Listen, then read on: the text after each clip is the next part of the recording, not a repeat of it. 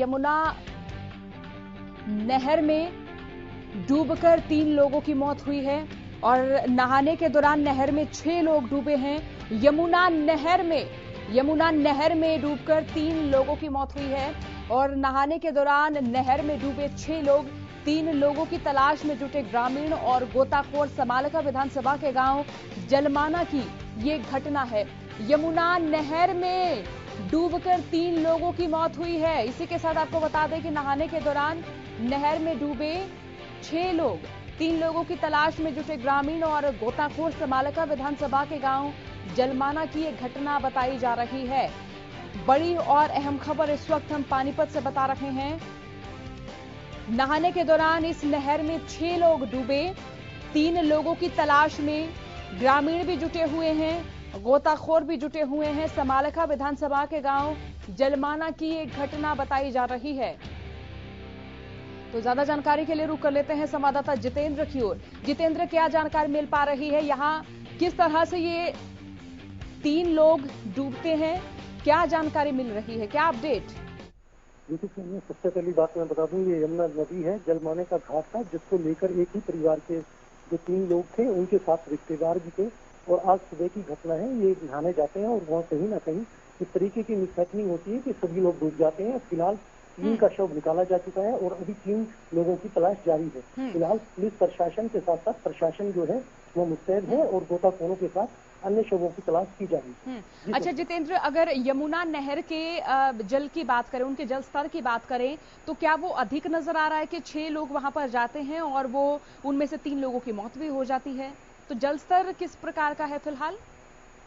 देखिए, यमुना का जल स्तर लगातार बढ़ता जा रहा है। जिस तरीके से हिमाचल के अंदर बारिश हो रही है और लगातार बारिश होने के कारण लगातार जल स्तर भी बढ़ रहा है और उसको लेकर कहीं ना कहीं यमुना का ग्रामीण क्षेत्रों से गुजरना और जलमाना की जो ये घटना है, आपको बता दूं कि लगातार इस तरीके की घटनाएं काफी देखने को मिली है। पिछले 1 महीने के दौरान भी देखा गया था कि इसी तरीके से 3 युवक और डूब गए थे। लेकिन फिलहाल इस मामले को लेकर पूरा प्रशासन अलर्ट है। अभी फिलहाल 3 लोगों के शव यमुना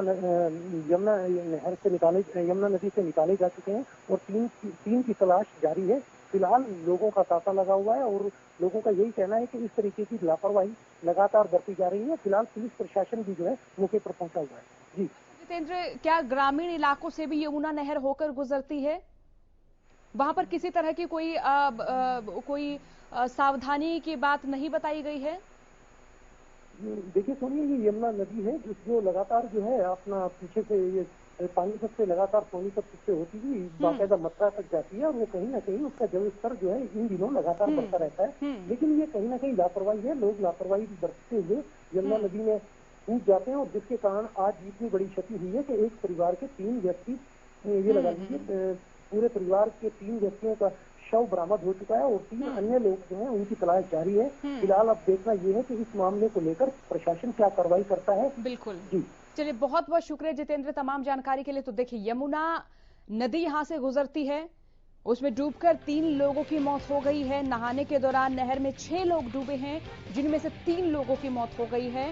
3 लोग जो नहर में डूबे हुए हैं उनकी तलाश में ग्रामीण जुटे हुए हैं, गोताखोर जुटे हुए हैं।